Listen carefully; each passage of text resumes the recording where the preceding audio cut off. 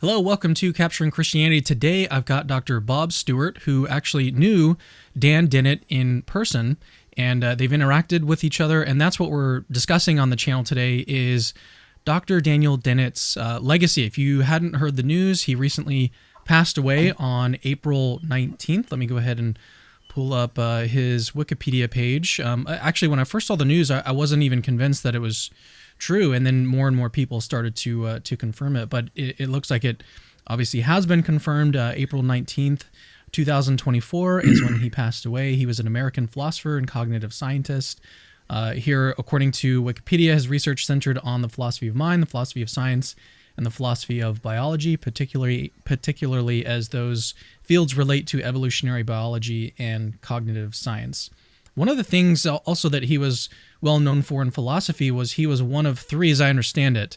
Dr. Stewart, please correct me if I'm wrong about this. He was one of three leading eliminativists. Is that the right way to say that? He was an eliminativist about consciousness. So he didn't believe that consciousness was real. He thought it was illusory. And so he was, but he was one of, I think, three leading philosophers that championed that view. Is that correct? Well, it is correct that he thought consciousness was an illusion, or what we take to be consciousness was an illusion. I don't know that I would call him an eliminativist. I would call Paul and Patricia Churchland eliminativist. I would say that the viewpoint that everything is material and it all is irreducibly material. But Dan actually believed in abstract objects, numbers, those sorts of things, similarly to, say, Bertrand Russell, although Bertrand Russell and Dan would have been at loggerheads as to what science could tell us. So Dan wasn't one of these people that says if science doesn't deliver it to us, we shouldn't trust it.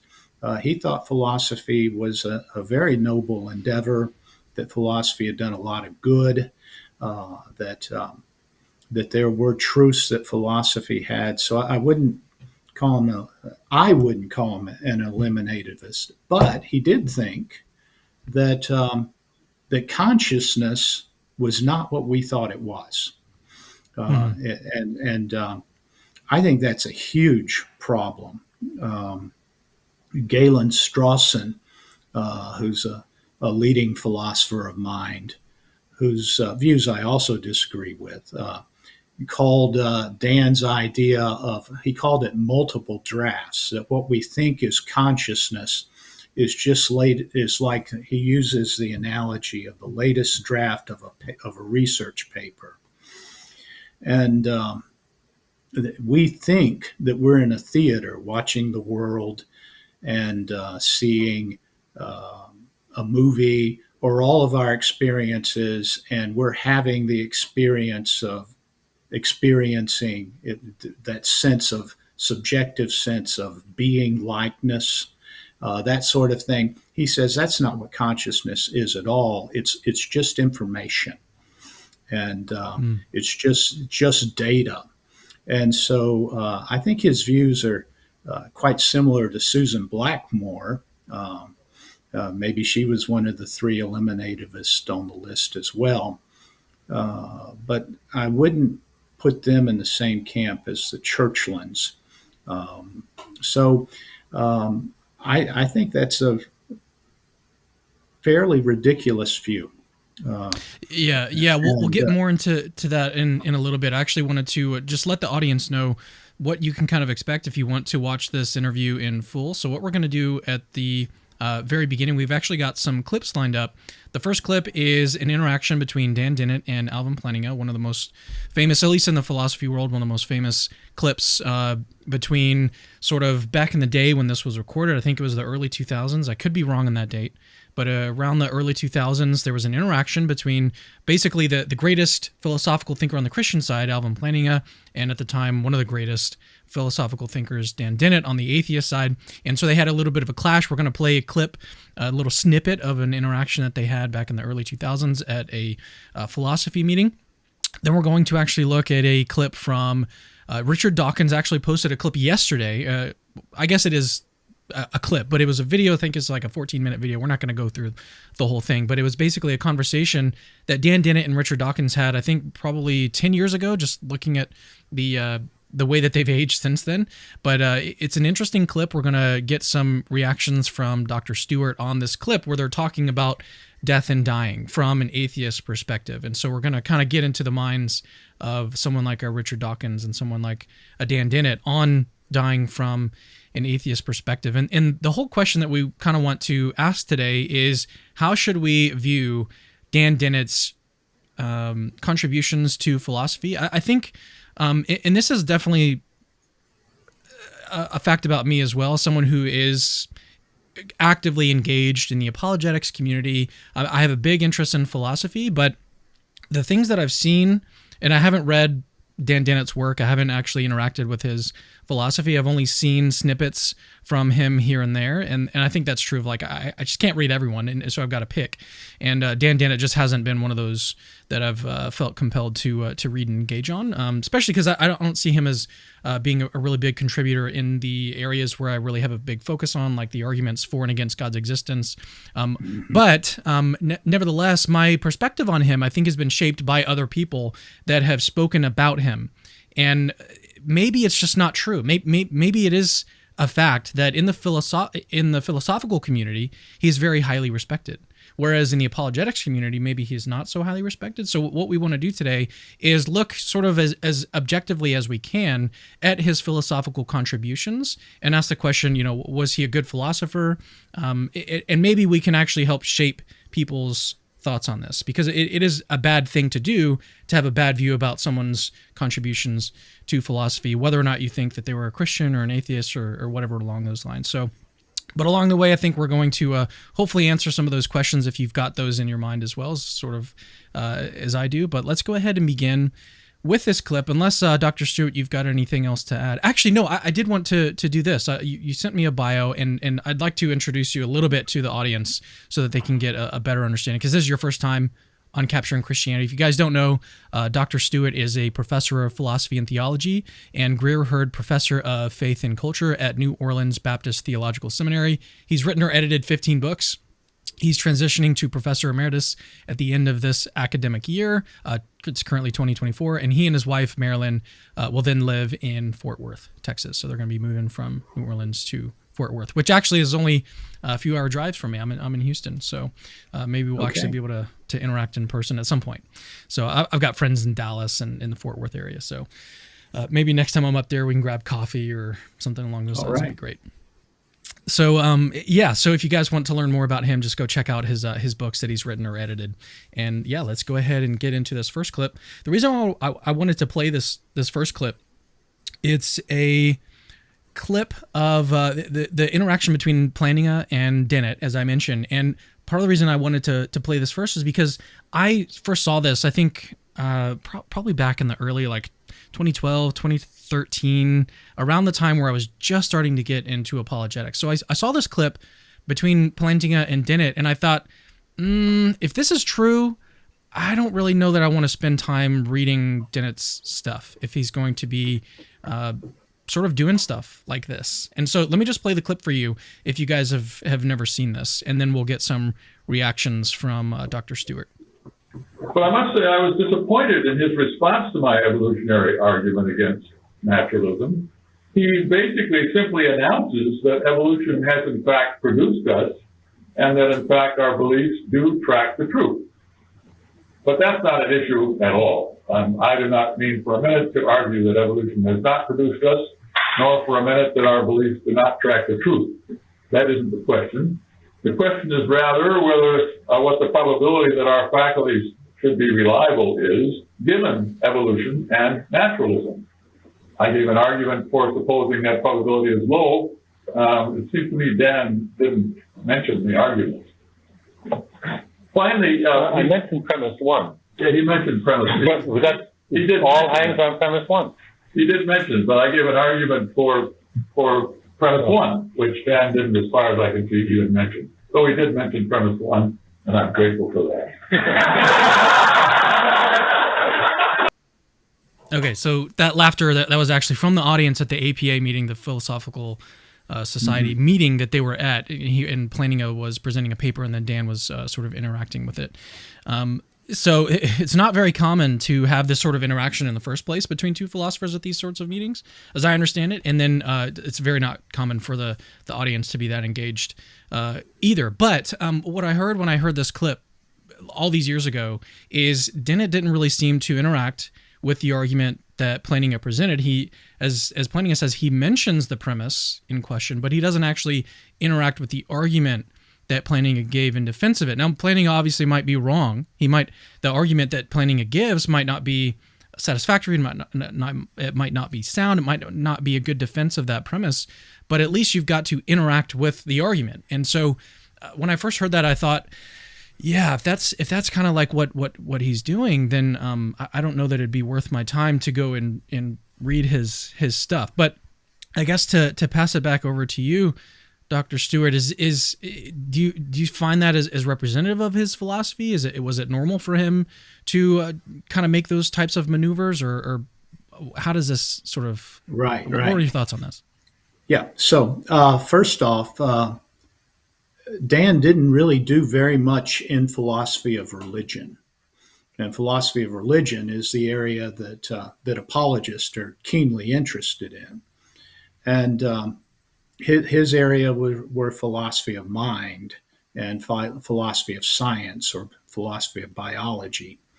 And but you're absolutely right that he doesn't typically engage in making arguments, defeating arguments, critiquing arguments, that sort of thing, even though he was trained in the analytic tradition, and everything that you pull up on online, Wikipedia, that sort of thing, will say philosopher trained in the analytic tradition, and that's absolutely right. He was taught by Willard Van Orman Quine at Harvard, at Oxford. He was taught by Gilbert Ryle, two giants in analytic philosophy and epistemology and so forth. But he just presumes naturalism, metaphysical naturalism.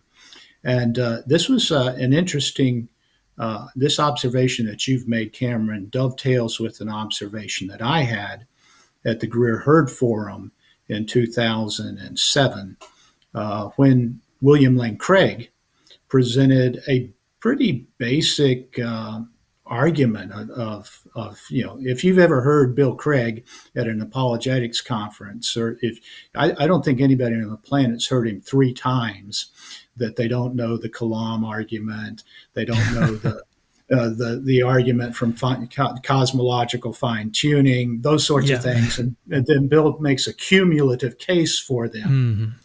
Well, Dan was just blown away in his informal, off the cuff response that he gave to Bill Craig. The first thing he said was, he got up and he said, "My friend, that was virtuoso." And I thought, oh, I've heard that a gazillion times from Bill. But he said, I have some suspicions about places that it might be wrong, but he really didn't respond. And, the Kalam cosmological argument is just a syllogism, 2 premises followed by a conclusion. So if you can't take premise 1 or premise 2, so he did not do a lot of typical apologetic philosophy, either in content or in the form or type of arguing that took place. It was more like a waterfall of analogies, that he would say, this is similar to, and we get some insight from this, and here's an interesting thing that I think can shed fruit on this. And then he would talk about everybody's general human experiences and draw broad conclusions from there. But he just presumed that there was no God, and and then he basically rallied the troops. He wasn't speaking to Cameron Bertuzzi, trying to persuade you to be an atheist. He was speaking to the nominal Christian who didn't have access to apologetics or good theology or philosophy of religion. He was speaking to the person who functionally was an atheist, who may have believed in God in some vague sense, may have shown up at church on Christmas and Easter, but day to day, 363 days a year, they lived their life as if God didn't exist. And he was saying, come out and take a stand and just drink the coffee and face the music. So it was more about that in terms of his interaction as an atheist. Now, Yeah, and the philosophy of mind is an entirely different matter, and he's a giant in philosophy of mind.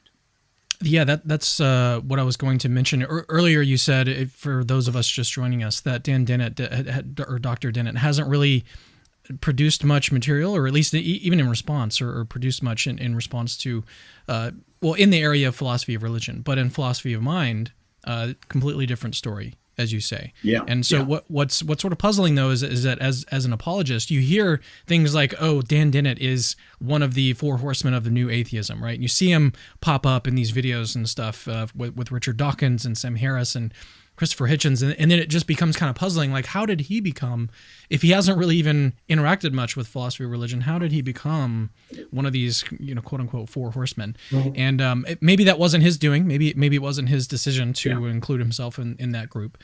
But other people kind of. Yeah, I think it's two books primarily. Darwin's Dangerous Idea. Dan was a Darwinist with a capital D. He was an evolutionist, not simply buying into or accepting the theory of biological speciation, that sort of thing, not just Darwinism as a biological theory of how different species arise or descend, but he bought into evolutionism that the universe is evolving, and that everything is progressing, and that Darwin simply put his finger on the recipe. And I had an interesting experience with him. I tried to share the gospel with him over dinner. Put me on a timeline. When was this? This was in 2007.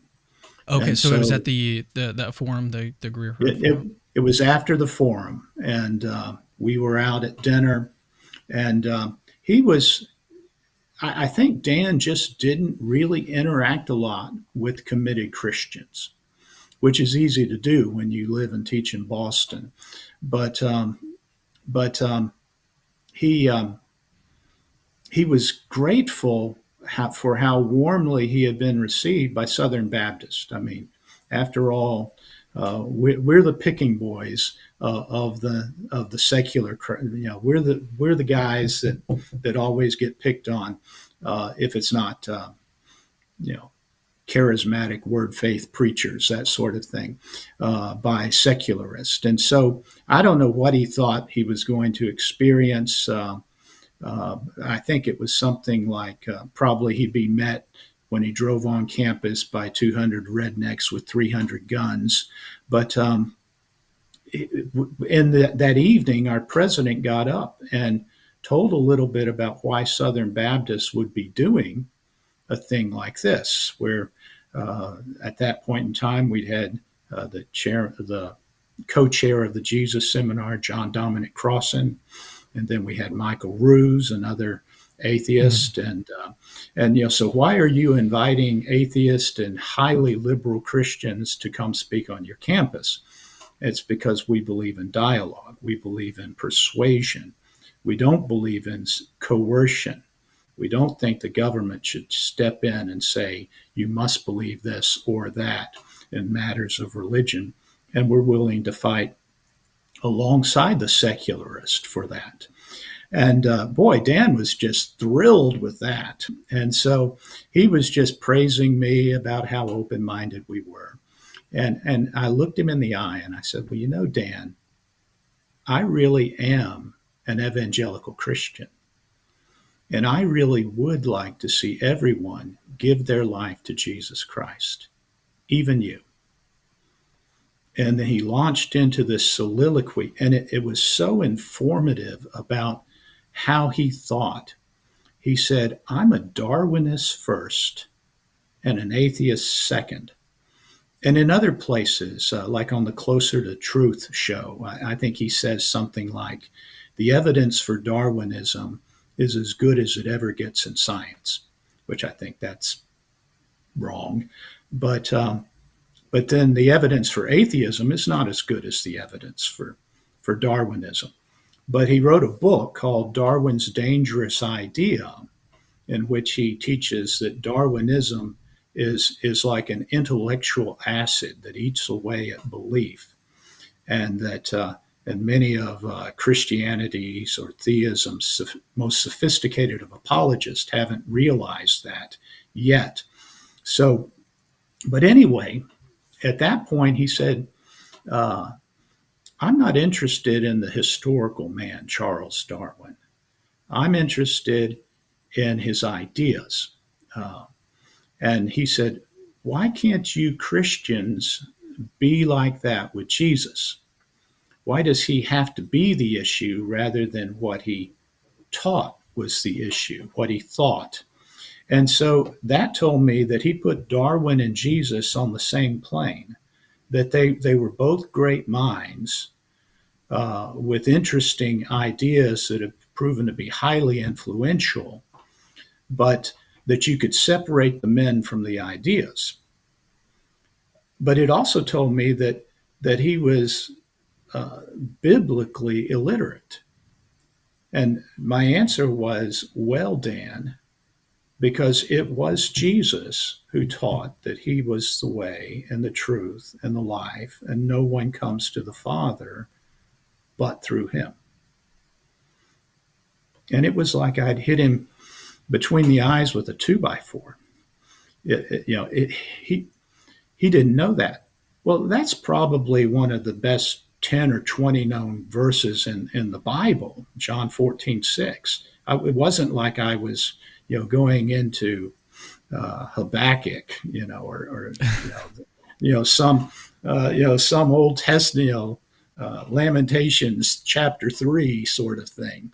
And it was, and there was a moment when I could see the scales fall away. And then someone else at dinner chimed in and said, besides that, Christianity's not a religion, it's a relationship.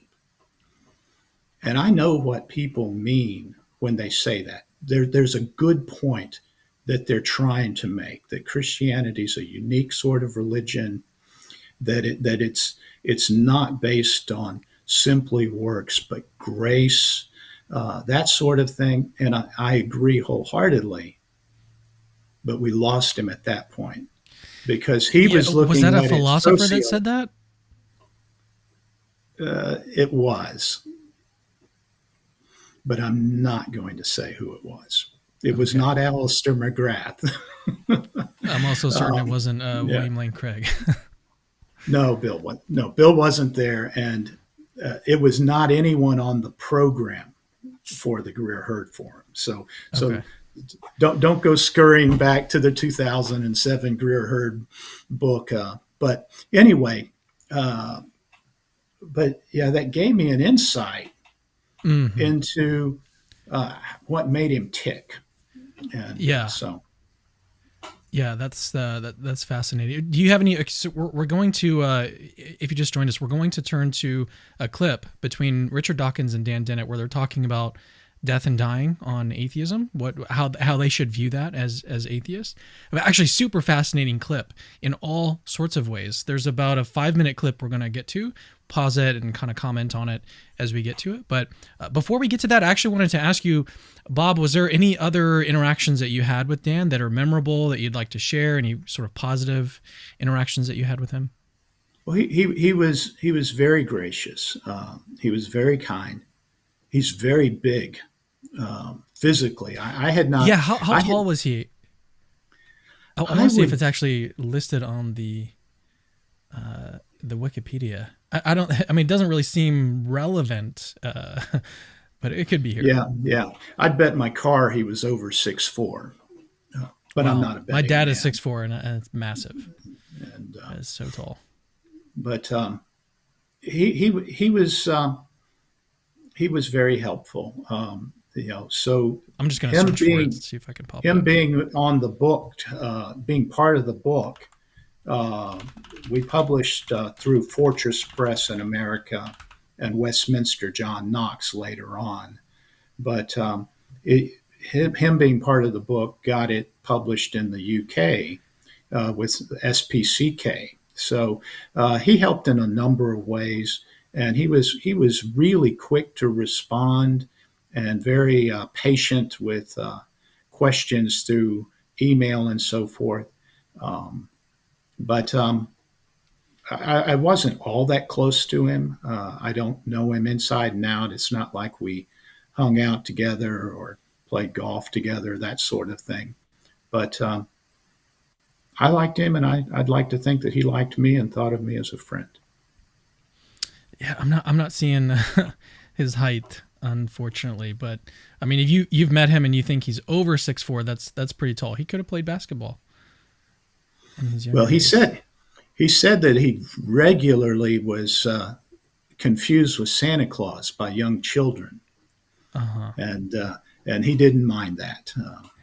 He was good. He was good with most people.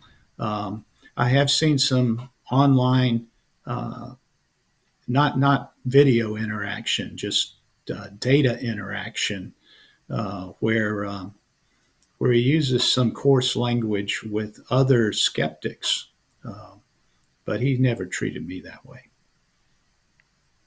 All right. Yeah, I'm not seeing his height on here. I know that's the question that everyone has in their mind, but can't find. How tall was Dan Dennett? Yeah. We'll have to leave it to the audience. Let me know if you guys know. Just leave a comment and let us know how tall he was. All right, let's get to this clip. It's again. It was just premiered on Richard Dawkins' channel, his YouTube channel called The Poetry of Reality with Richard Dawkins. So I don't know how old his channel is, but seems to be doing pretty well. He's got 118,000 subscribers, and his videos regularly get a good amount of views. So he seems to be taking this channel very seriously and tries to contribute to it pretty often. So, but let's listen to this clip. So again, this is an older clip. This is probably 10 plus years ago, and it was Dan and Richard. I'm referring to these guys as if I know them. I guess it just makes it easier. So apologize if that is offensive to anybody, but they're both talking on a balcony. They're just having sort of an informal conversation. We talk about death and dying as it relates to atheism and their perspectives on it. And so very interesting stuff. Let's go ahead and just play and then get some reactions. Dan, it's lovely to see you looking so fit and obviously pulled through so marvelously from your operation. But there's going to come a time when we don't pull through. Yeah, what about that? What about that? Do we get consolation from science, from Darwin, from what? Well, I guess we do. A dear professor of mine just died just a few days ago, and I've been thinking quite a bit about it. And the idea that he lives for eternity in heaven doesn't give me any consolation at all. The idea that his memory lives on with his children and his friends and his colleagues. And of course, he has his work, or he had his work, which will live on. One thing that kind of struck me as I was listening to this initially is that on Christianity, you also have the memories living on in the people, but then you also have the person actually existing later on as well. And so it's not as if you're comparing on this theory, it's like everyone is going to remember you, and on this theory, everyone is not going to remember you. That's false. On Christianity, you've got both. So it's almost the better of both worlds, That was a little bit strange when I first started watching this. Yeah, you also have the hardness, the difficulty of death. Paul writes that you should grieve not as those who have no hope. Not that you shouldn't grieve. I think a lot of secularists think that we're just Pollyannas, and that we just say, oh, but he died and now he's with Jesus, and let's have a party and that sort of thing. No, Christians hurt just as much as atheists do when they lose a wife or a husband or a father or mother, brother, sister, child, that sort of thing. But we have hope, and they don't. Yeah. All right, let's continue here. Not everybody gets that kind of legacy, and I think that So what he just mentioned, let me actually back up a little bit. He's talking about his professor leaving behind, he had written things, and so he was able to leave behind a little bit more than a lot of people get to leave behind. Let's back it up a little bit. not everybody gets that kind of legacy. His friends and his colleagues, and of course he has his work, or he had his work, which will live on. Not everybody gets that kind of legacy, and I think that for those that we love that die young or without that sort of issue, the best consolation is just that they had a chance. They got to be on this stupendous planet, and I mean that is amazing to me on many levels. I guess the one that sort of stands out to me most is there was some recent work by a guy named Eugen Nagasawa. He's Japanese. I think he's a Japanese philosopher. Yeah, but he's working on a book right now on the problem of evil for atheists. And one of the points that he makes is that a lot of atheists, it seems like Dan and Richard are both this type of optimist about the world. And we'll hear Richard kind of agree in a second. They're kind of optimists. Like, this is a great place to live. Like, look at how wonderful the universe is. And he's like, well, on atheism, you should actually be pessimists about it. You should think that this is horrible with the amount of suffering and stuff that's in the world. And yet we've got Dan saying, well, your consolation, if you don't leave behind any kind of works that people can read or any kind of fame that anyone knew about you, then what you've got is you were able to live on this amazing planet. And someone like Eugen Nagasawa is going to point out that doesn't really sit too well with your atheistic beliefs. Right. Yeah, I find it's easy to think of this as a stupendous planet when you teach at Tufts and Oxford, when you live in Boston and Oxford, that sort of thing. But what about the person in Bangladesh? What about the person who's around death and dying every single day? And I just think Darwin would be very little hope for them, that they would have no reason to celebrate the universe. And this sounds very much unlike existentialist atheists like Camus or Sartre, that sort of thing. Mm-hmm. So. Yeah, not just that, but I mean, the people that were living, even just a few hundred years ago, like their lives were a lot worse off than what we've got now with modern medicine and AC. There's a lot of stuff, a lot of comforts that we enjoy that most humanity is not. But yeah, let's continue here. Live for a while, and they may have suffered, and I think seeing our suffering in the guise of the whole cosmos can make it seem not quite so earth-shatteringly special. We suffer. Yeah, and then he just kind of says that it's bad. So he kind of switches from optimism to pessimism here. But and this is supposed to be their view on the afterlife and what people leave behind and stuff. And It unfortunately is very bleak. Right. Yeah, and there's a lot of literature out there among naturalists about spirituality without God, and and I think that's a big part of what Dan's book Breaking the Spell is all about. Is that we can study religion as a phenomenon, and I think that's how he thought of religion, any religion, as just a human phenomenon, something that because we have the psychological makeup and physical makeup that we do, it's possible for us to have these beliefs, to commit ourselves, to do these rituals. And when he was at the Greer Herd Forum, he was saying, I'm not saying we should do away with religion. I just want to study it scientifically. Well, we can do that to a certain degree, but that doesn't mean that just because you can study something scientifically as a phenomenon doesn't mean that there is no referent behind the phenomenon, that there is no God, there is no truth. And I don't think Dan ever seriously investigated the historical evidence for Christianity. I don't think he ever seriously tried to understand the theological message of Scripture. I think he was always addressing kind of a counterfeit type of Christianity or a simplistic understanding, a straw man. And let's continue here.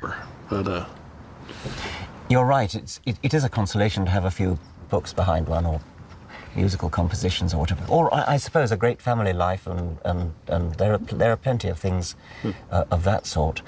I'm rather moved by the astounding improbability of my own existence. When you think about the odds against our coming into existence, it is a huge privilege to be here, and I sort of feel that you want to say that when people say they're bored, you've no business to be bored. You exist.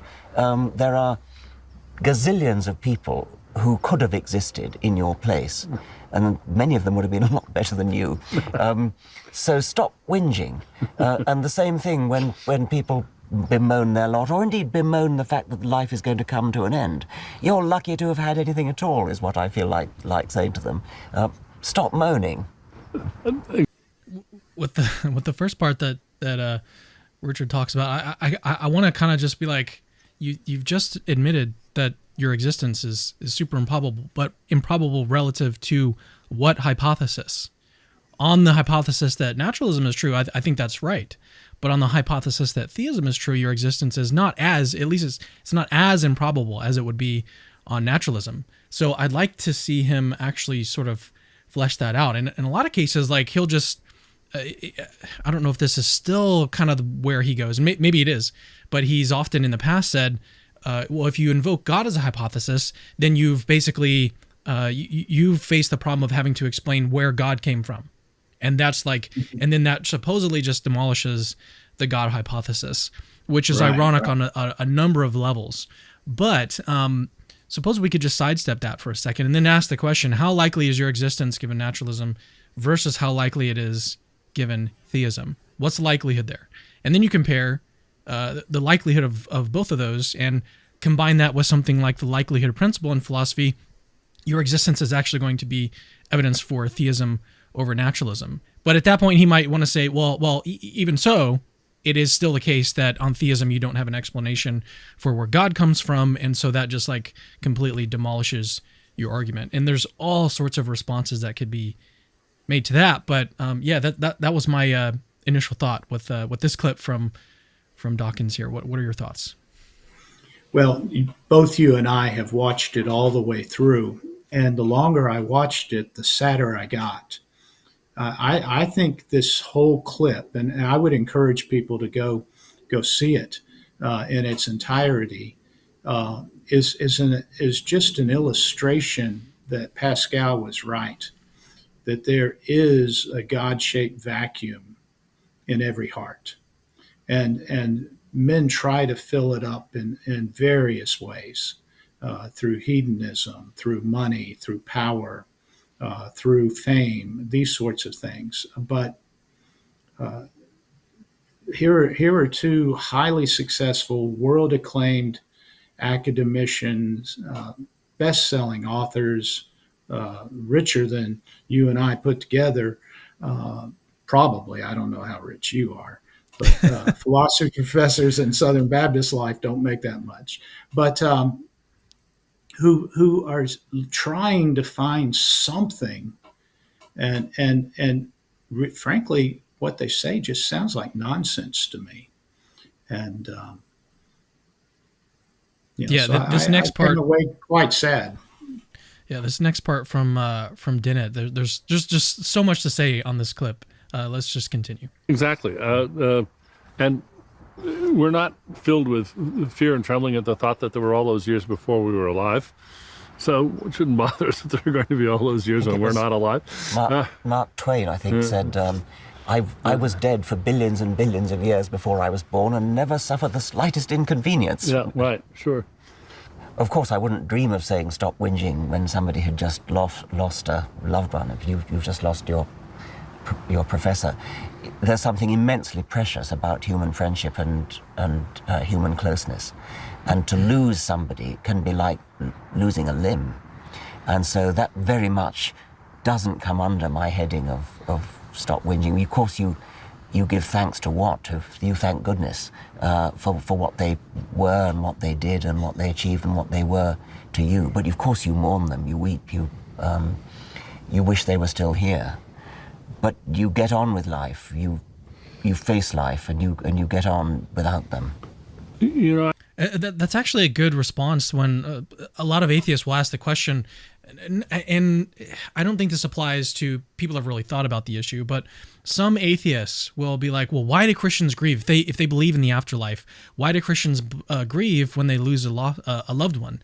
And the answer is just what Richard said. You are missing something that was part of your life, and it's suddenly gone, and you're not with them anymore. And it's just a natural human reaction to miss that person. And actually, if you watch this clip from Richard, before he starts playing this, he's present day talking about Dan Dennett, and you can see the sadness in his eyes. And that's just true of everyone. Like Richard and Dan were very good friends. And the same is true for Christians. When you lose a loved one, even though you might believe that you're going to see them again one day, you're not with them now. And that is very jarring. And it can be, especially if you've lost someone very, very close to you. You lost a child, you lost a parent, brother, sister, like those sorts of losses are even if you think you're going to see them again, that doesn't mean that it's going to be, the grieving process is going to be easy. It's going to still be difficult. It does make it, I think, a little bit easier, but it can still just rip you to pieces. Indeed. All right, let's continue. Here's Dan's response. I think gratitude is one of the wonderful human emotions and one of the great springs of, I think, a belief in God. You get up and you look around and you say, I'm so lucky to be alive. And this you want is to so be grateful. You want to thank I wish there was something somebody I could thank. Yes, exactly. And there's nobody to thank. Yes. And so you have to thank your lucky stars, and then you can think, well, at least I can make more reason for other people to be thankful. Yes. And that, I think, is the most positive response to the fact that there's nobody to accept our thanks. I think we can do even better than that. We can say that given that there's nobody to thank, being able to reflect upon the process that gave rise to you is the nearest we can come to thanking. And it's actually rather better than thanking, because it's a thoughtful thing to do. It's an understanding, a comprehending thing to do. So you're not just kind of thanking your sky daddy. You're marveling in the fact that you are here, and the process that gave rise to you is the same process that gave rise to all these trees and the earth, and it's no accident that we are surrounded by an entire ecosystem. We couldn't exist without it, thanking something can be sublimated into understanding how it all happened. And I think you get the same sort of comfort from that. Not just There's like he's trying to paint a picture between God and atheism. Is atheism being a better, more appropriate way of giving thanks? It means more, something along those lines. It is completely like devoid to me. I can't see any relevant distinction he's trying to make between theism and atheism with respect to being able to give thanks or be in awe of why you're here, how you got here. If you're an atheist and you think that the world, just sort of sprang into existence, or if you think it's been here forever, and then it just, by coincidence, life came into existence, then by coincidence, evolution began. It's like, and that's how you got here, and you be in awe of that. You're being in awe towards some sort of inanimate process or object. And so you can be in awe and express these sorts of thoughts toward whatever you want to bring in, whatever you want to express those toward. But the theist can do the exact same thing. Like, why do you think that your ability to be thoughtful toward, an inanimate universe is better than being in awe and in thankful for God bringing you into existence? Like, it's in a lot of ways, it's just as astounding.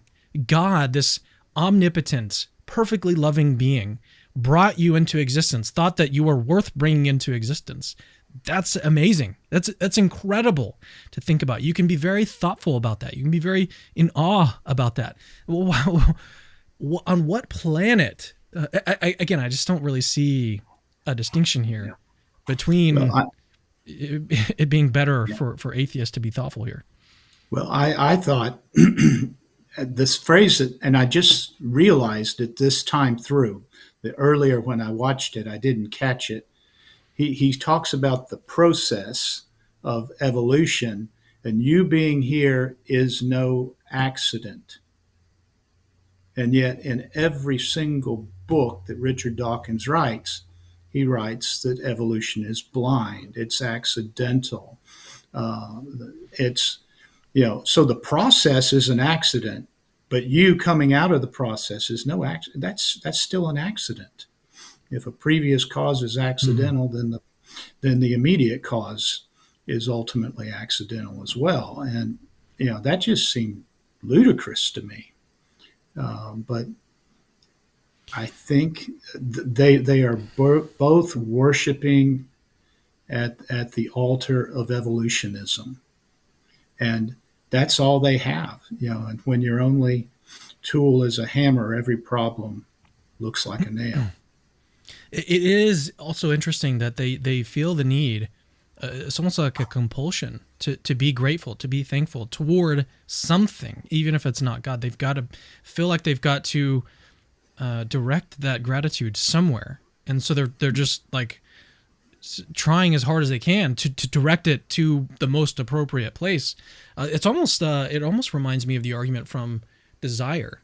The argument from desire being something like we would only have these sorts of innate or essential desires if there is some object that is appropriate for those desires to be sort of attached to. So like we've got this innate desire for hunger, and if we've got that, and every human that's ever existed has that innate desire, there's got to be food. There's got to be something that can satisfy that desire. And in this case, if you've got this desire to express gratitude, there's got to be something that exists that is appropriate to attach that gratitude on. And in their case, they want to say, well, the universe, that's what we should be grateful to. And it kind of reminded me of that. It made me at least think about the question, like, is that a sort of innate desire that everyone has to express gratitude for our existence? Anyways, what are your thoughts on that? Yeah, I think desire is a very much overlooked clue to the nature of reality and the nature of a human person. C.S. Lewis has arguments from desire throughout his books. In Mere Christianity, he gives it in a rational form. In The Weight of Glory, he gives it in a sermon form. In The Pilgrim's Regress, he gives it in an allegory. He just and even in the Chronicles of Narnia, you have that desire as a tip, as a clue, and so I think there's a whole lot to be said positively about that. And my friend Greg Gansel wrote a book a couple of years ago on desire, and it's well worth reading.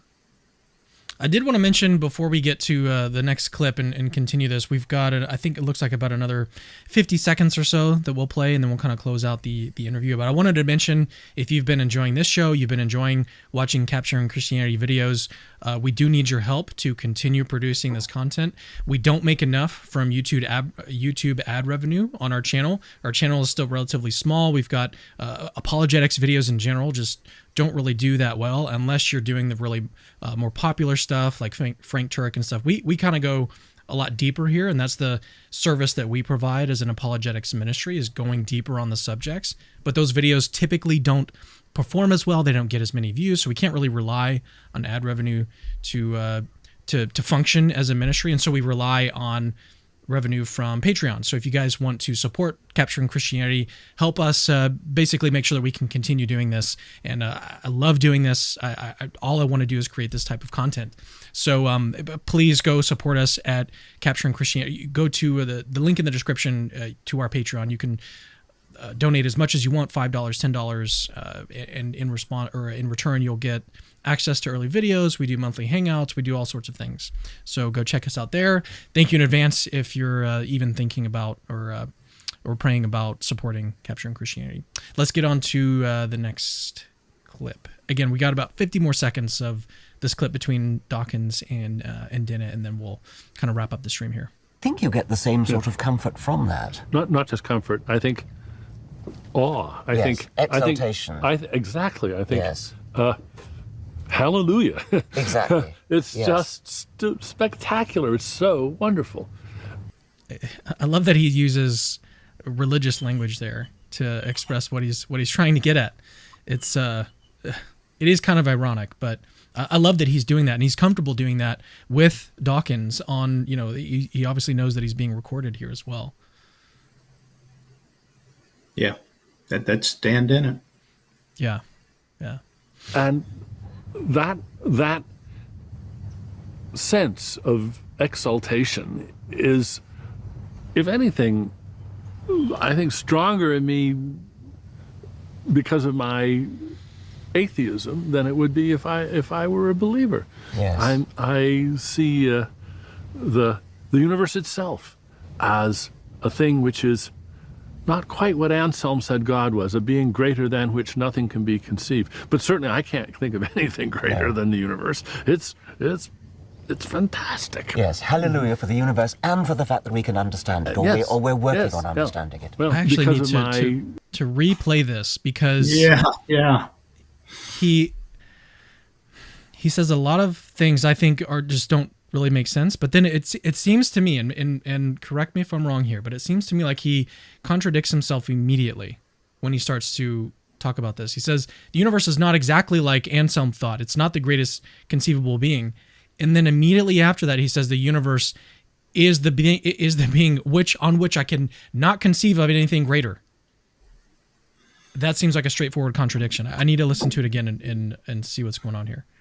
Yeah. Sense of exaltation is, if anything, I think stronger in me because of my atheism than it would be if I were a believer. Yes. I see the universe itself as a thing which is not quite what Anselm said God was, a being greater than which nothing can be conceived. But so the universe is not something that is greater than which no thing exists can be greater. So it's not that it's the greatest conceivable being, but certainly I can't think of anything greater than the universe. But I can't think of anything greater than the universe. Yeah. Do you see that as I don't see that as a contradiction because Anselm was talking about a being than which nobody could they couldn't be conceived to be greater than. Mm-hmm. And Dan is locating it locally well, I can't think, but he's not saying that no one could Nobody ever can. Okay. conceivably do that. But Richard, at the end, then I just noticed this second or third time through, and that it's understandable. And there are arguments for God that are based upon how unlikely it is that that mathematics would be able to describe everything we know about the physical universe to date so effectively that is just highly improbable unless there's a mind behind it. And so he's just handing me the ammunition to say, well, what about this unlikely, the intelligent, how unlikely is it that the universe without God would be intelligible? Mm-hmm. If there's a rational mind at bottom behind all of reality, then of course it makes sense that the universe is intelligible and that beings made in God's image can understand it. Another thing that I wanted to comment on and then get your thoughts on is he says that he, as you mentioned, he kind of localizes it. He says that he can't think of anything greater than the universe. But something that I think about a lot as someone with children is that my children, even my newborn daughter she was just born a few months ago, she is more valuable than any sort of, like, if I were to find a really pretty rock, or even a beautiful sunset, like, she is more valuable than those things, even though they're very pretty and the rocks are very pretty. My human person daughter is just so much more valuable than these inanimate objects. And I think we can apply that to the universe, right? We can say, what would be greater if there were just this sort of inanimate universe that just happened to come into existence and just happened to have these certain features and stuff? Or is it more valuable for there to exist a being who is infinite in love, infinite in power, infinite in knowledge? What would be the greater of these two? And it just seems obvious. Like, we can obviously see the difference, the greater value in a person than in a rock or the ocean or whatever else, or fish. There's way more value in a person. And Right. yeah, I would just be curious, like, what, I don't know. I would love the opportunity to have been able to ask him that question. What are your thoughts on that? Yeah, I totally follow you there, and I agree. And I had the opportunity, but didn't think to ask him. So, but Well, maybe he didn't express this at that dinner meeting. yeah. But that's certainly true. He's just they just both think that evolution answers all the questions, and Well, let's continue. There's only a few more seconds here. We'll get Richard Dawkins' response, and then, like I said, we'll kind of wrap things up here. It's fantastic. Yes, hallelujah for the universe and for the fact that we can understand it, Yes. or we're working Yes, on yeah. understanding it. Well. Yeah, is in a Yeah, that was basically the end of it. Well, there is obviously more of the clip. So we're stopping at about 7:52, or 7:56. But I think there's another 17 or 10 minutes more of the clip if you guys want to go watch the full thing. But yeah, just wanted to kind of review that a little bit and see sort of what Richard Dawkins thought was important to point out about Dan Dennett and their interactions on death and dying as it relates to atheism. But as we sort of wrap the show up, let me go ahead and pull us both up on the screen here. We haven't really talked or touched too much on his contributions in philosophy of mind. We've been sort of, at least here as well, I think the questions that they were discussing were related to philosophy of religion, the afterlife, and God's existence, and the value of God, and all that sort of thing. But let's talk about, as we wrap things up, let's talk about his contributions to philosophy of mind and how important those are and how good they were. Okay, so Dan Dennett typically is called in the school of illusion, not a magician, but he thinks that consciousness is an illusion. Susan Blackmore follows him closely as well. And Thomas Nagel, on the other hand, is typically referred to as a Mysterian. He thinks Thomas Nagel is a very well-known philosopher of mind and of law, teaches at NYU, and is a tremendous writer. And his books are a lot shorter than Daniel Dennett's books. But Nagel says that consciousness is one of the most basic experiences of all of us. He says it's one of the most frequent, it's one of the most familiar experiences to us, and it's also one of the most astounding. And if you can't make sense of it, then so much the worse for your worldview. Now, Nagel is an atheist. He thinks that eventually we will understand consciousness as we have defined consciousness throughout history. And so what Dennett does is that he redefines consciousness. He says it's just getting updated information about the world, and that we are beings that take on data and information just like computers and so forth. And so it is just really a bizarre way of approaching it. Galen Strawson called it the silliest idea ever. Now, Galen Strawson is a panpsychist, and so he has some pretty silly ideas also, that matter itself is just imbued with consciousness. And so, but arguments are not won by exchanging ridicule toward one or another view. But I find both views to be highly unlikely. What is not taken very seriously in the broader world of philosophy, or I won't say it's not taken seriously, what is not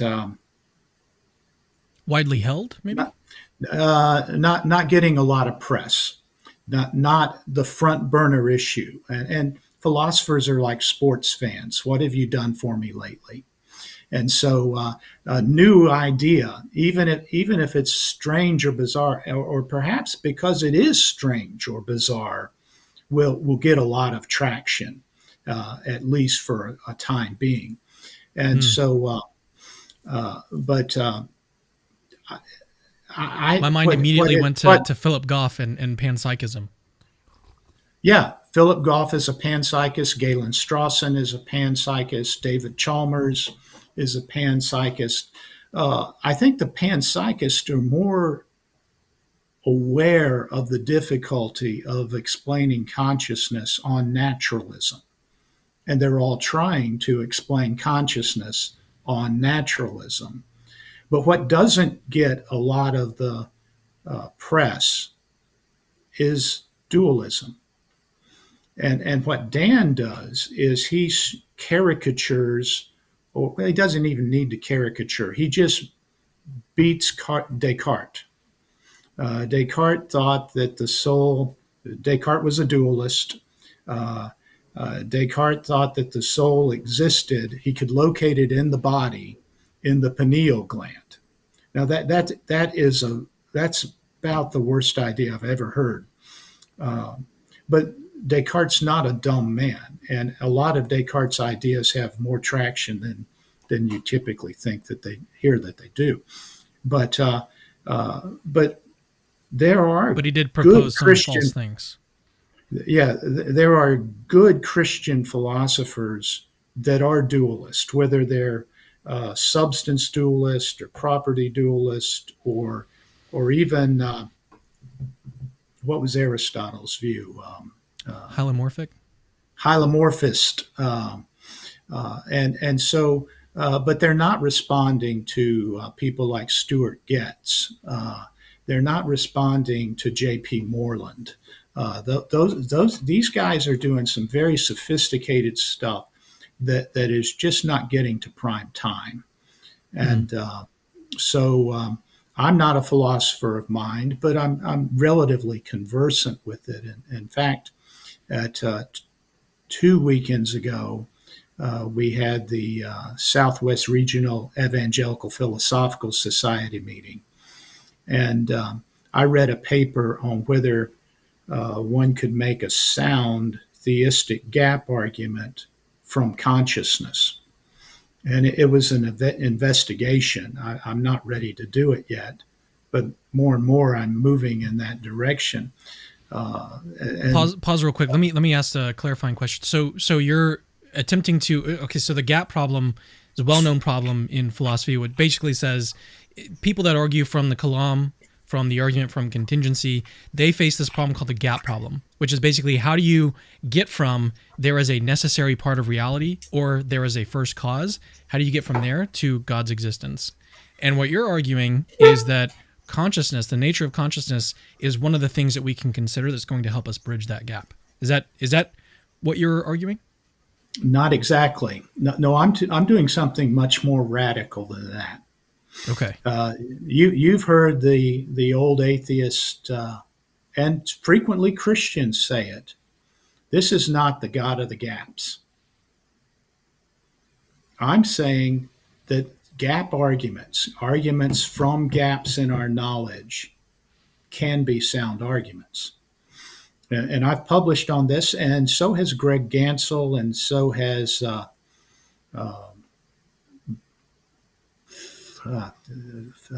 he's escaping my mind.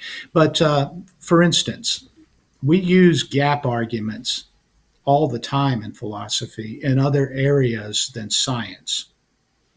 So William Rowe's argument about the inductive problem of evil.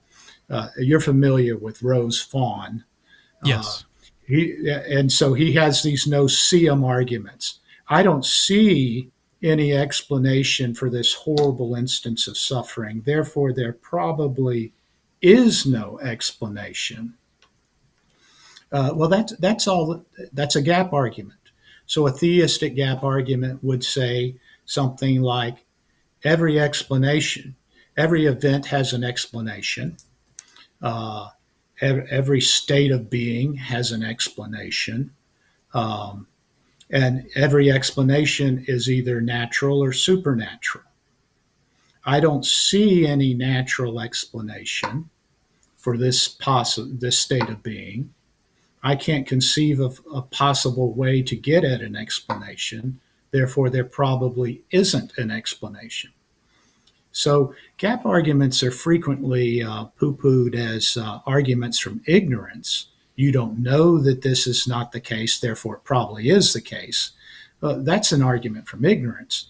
But it's more of a probabilistic argument. If my wife says to me, there's a Great Dane in the bathroom, and I go in the bathroom and I don't find this giant dog, and I don't find any dog slobber, or I don't smell any dog, I don't see any dog hair, I don't see those other things that dogs tend to leave behind. I conclude there's no Great Dane in the bathroom because of what I know about bathrooms and because of what I know about Great Danes. And so I think consciousness is something that we are not figuring out, and a lot of atheists have realized this, and so they go to these desperate lengths. Consciousness is not what everybody has always thought it was. It's like a program update. It's just an illusion. Or consciousness, material. All matter has consciousness. Come on, how much consciousness does a rock have? That sort of thing. So I really think that there's no formal reason to prejudice one argument form over another that's good for one subject but improper for another subject. I've already published on that. I may publish and try to put some content behind it. And so I'm looking at consciousness, I'm looking at axiological things like aesthetics and ethics and these sorts of things that can't be explained scientifically and will never be explained scientifically, because science is, yeah. I was going to say that the thing that kind of came to mind immediately for me when you were explaining this gap argument might be something like inferences based on miracle cases. So, like at least in some of these cases, there's not a whole lot of data that would suggest that God performed this sort of miracle. But then you look at the specifics of the case and you're like, well, there doesn't really seem to be a natural explanation, and so then a lot of these Christians will just infer that God did it. So would that be a good candidate example, or I guess you'd have literally millions of them? Would those be some good examples to use for your argument? Well, Robert Larmer has argued that every miracle is a gap argument. Now, the problem with using so I'm fine with that analysis. And I think Robert Larmer is one of the sharpest guys out there on miracles. He's a Hume specialist. He's got over 50 peer-reviewed journal articles on David Hume alone. So he knows that terrain very well. But of course, the problem is that psychologically, that we, so arguing from the resurrection, there is no natural explanation for it, but a theistic explanation makes a lot better sense. But I do think that that abduction helps us in this regard, particularly with history and with science. Science and history use the same sort of pragmatic logic that courtroom cases use, and so forth. Well, we were talking about Dawkins as well, and it seems to me like you mentioned that atheists can be, or maybe you didn't mention this, or it was just implied, but atheists seem to use gap arguments too. I mean, there's quotes from Richard Dawkins where he'll say, "We don't know what explains fine tuning right now, but we hope that there will be, or we hope that some physicist comes along and explains it all away." Right. And so that would almost appear to be a similar type of reasoning, where there's this gap in their knowledge as naturalists, and they just kind of hope that naturalism is going to fill it one day with somebody's going to come along. Right. And he boldly admits that we don't get cosmological fine tuning. We have to hope that someone comes along and does what for physics what Darwin did for biology, that sort of thing. But I'm investigating this, but I clearly think that there's a prejudice against a type of argument form, not any particular argument. And my point would be that the best explanation at the moment is the best explanation at the moment, and a rational person living at that moment would accept it. Yeah, some explanation is better than no explanation. Yeah. So anyway, well, let's get back to Dan Dennett as we kind of close things out. So Dan, you call him an illusionist. Okay, so he thought that consciousness was an illusion. Give me like a really one of his best arguments for that conclusion. He doesn't make an argument for it. He tells a story. Dan's work is full of just so stories.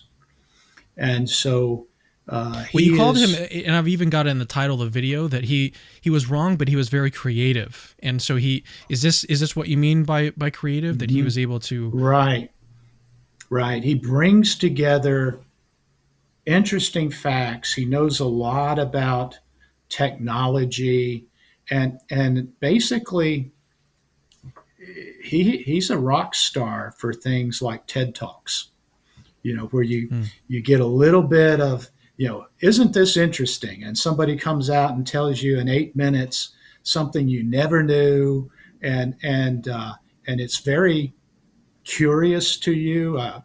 Well, how can that be? And so basically, my point about Dan not working like an analytic philosopher, he works like a psychologist, like William James. He's at that border between philosophy and psychology, and so he doesn't make arguments that. It's almost like a Peterson then, Jordan Peterson. Yeah, yeah, and of course he has to resort to memes. And I think atheists are so going to memes be, in like the urban sense of like pictures with words on them. Is that what you mean by meme? No. I mean mimetic theory. You know that I don't mean that. I wanted to clarify for the audience because that the audience that we have is actually very young, so they're going to hear that term and be like, he's talking about the images and gifs. No, not gifs. A meme is something Richard Dawkins invented in his book, The Selfish Gene.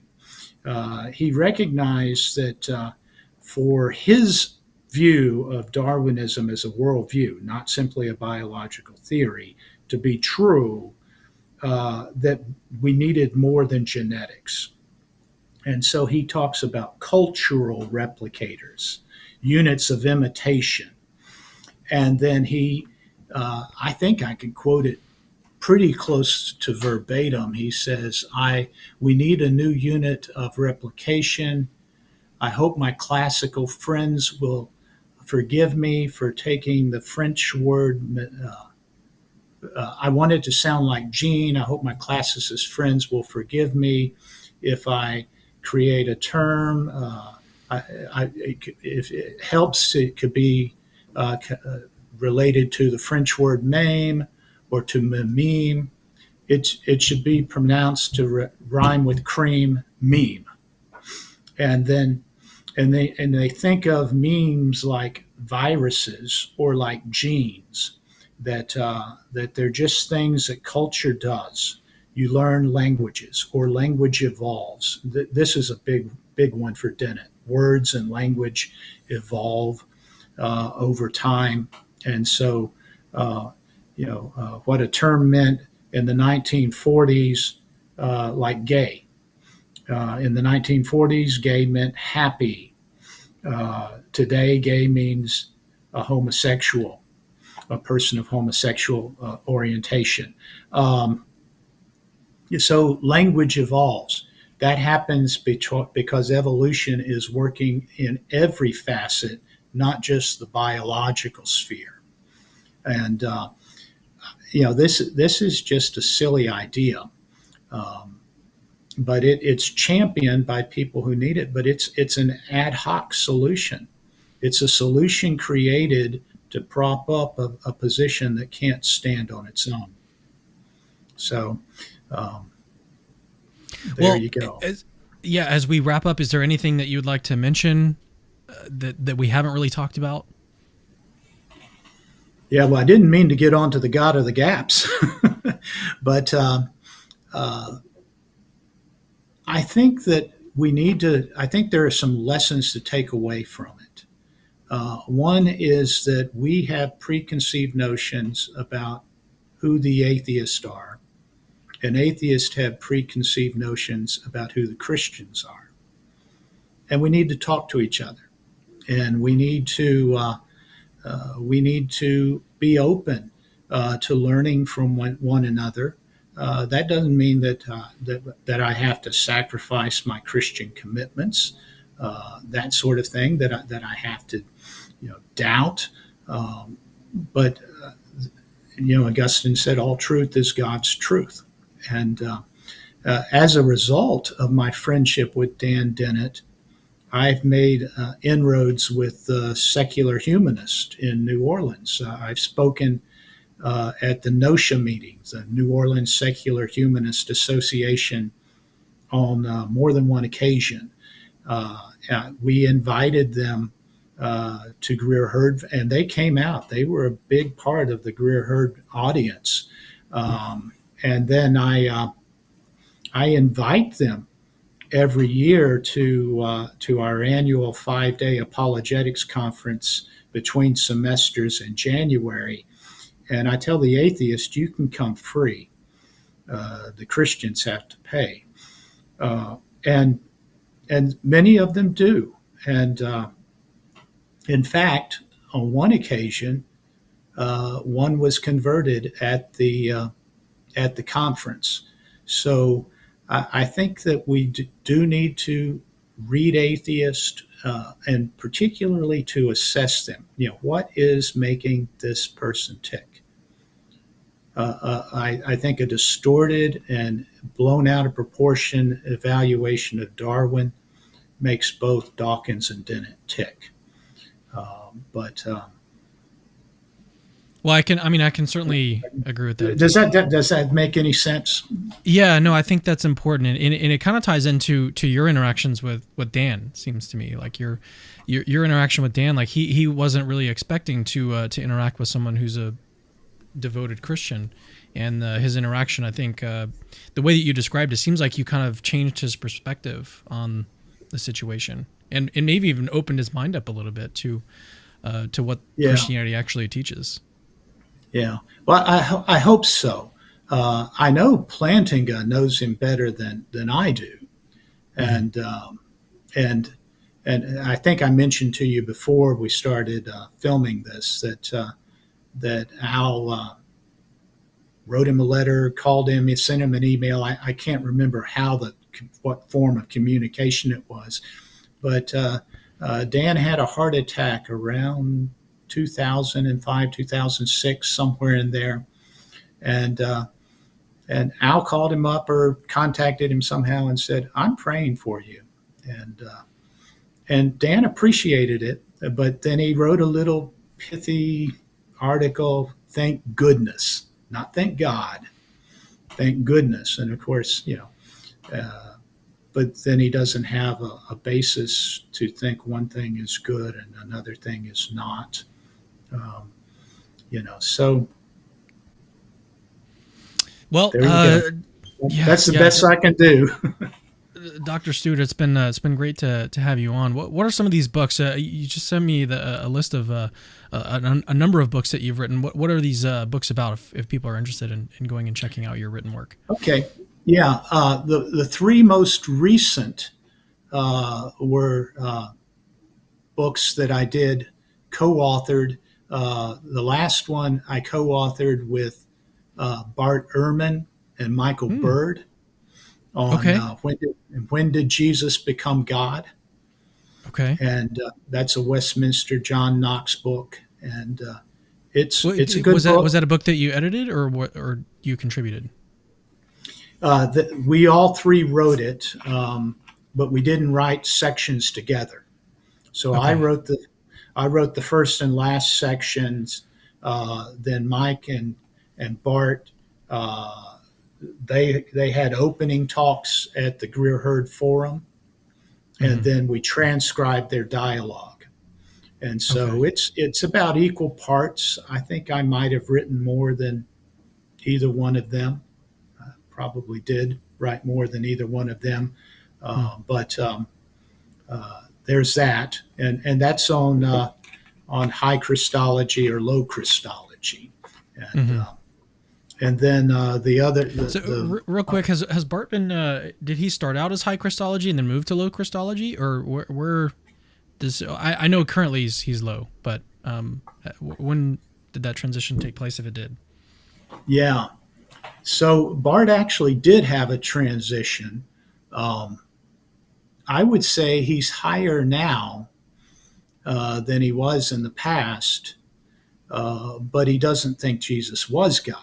But as a historian, he thinks that almost immediately after the resurrection, Christians began exalting Jesus to the level of deity. And so it's not that old Bultmannian neo-Orthodox paradigm where Christianity begins as a Jewish sect who claim to have found a human Messiah, and then they have a missionary endeavor, and over a course of a century or so, then the human Messiah becomes the divine Son of God. That's what Bultmann thought. That's what the History of Religion school thought.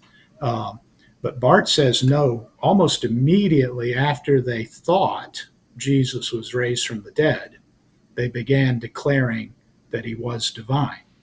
Now he thinks Bob, we're supposed to be wrapping this show up, and you're getting into the stuff I want to talk to you for another 5 hours about.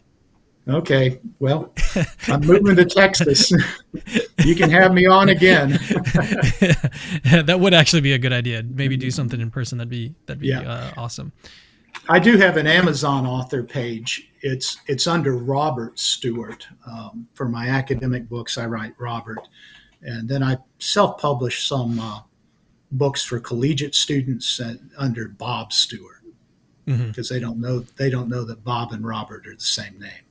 Yeah, what you're talking about here is sounds like Barth is kind of going to be rubbing up against a lot of actually Muslim apologists. So Muslim apologists are kind of jumping on the bandwagon of the church fathers didn't believe in the Trinity. They don't really write about the Trinity, and it starts to sort of develop maybe in the 3rd or 4th century. And it sounds like Barth is actually going to disagree with a lot of them. And it reminded me, I actually hosted a class with Dr. Craig back, I think it was maybe a whole year ago, maybe over a year ago. I hosted a class that he taught at HCU on the Trinity. And one of the questions that was brought up was, what about the church fathers? Church fathers seem to be quiet on the matter of the Trinity, at least up until like the 3rd or 4th century. So what sort of explains that? And then he goes very, very quickly in response to the student, he's like, well, I think the New Testament authors were Trinitarians. And then he goes into explaining why, because his interpretations of these various verses, according to him, can only be explained in terms of Trinitarian theology.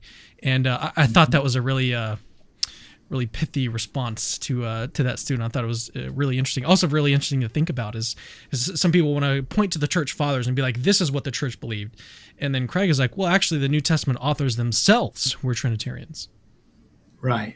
No, I totally agree with that. Can I do a plug for a book that I'm working on right now? Please feel free. I'm sure it's going to be just as fascinating. Well, it's going to be long and expensive. Tim McGrew, I don't know if you know Tim. Of course I do. He's amazing. He and I are co-editing the Wiley Blackwell Companion to Christian Apologetics. Oh wow! And it's going to be 40,000 chapters, and each chapter will be roughly 10,000 words. 40 chapters, each one 10,000 words. You said 40,000 chapters. I was like, let's clarify. No. Was Gary Habermas writing it, or? Oh yeah, Gary's in it. Well, no, it was a joke because of his Gary's recent book that he just released is what, like, I think the whole volume is like 5,000 pages or something along those lines. So it was just a joke that like Gary Habermas is the one contributing to it. No, but yeah, I'm sure that he has something contributing to the book that you guys are editing. That's amazing. When is that one going to be released? We have to turn it in a year from April 15th.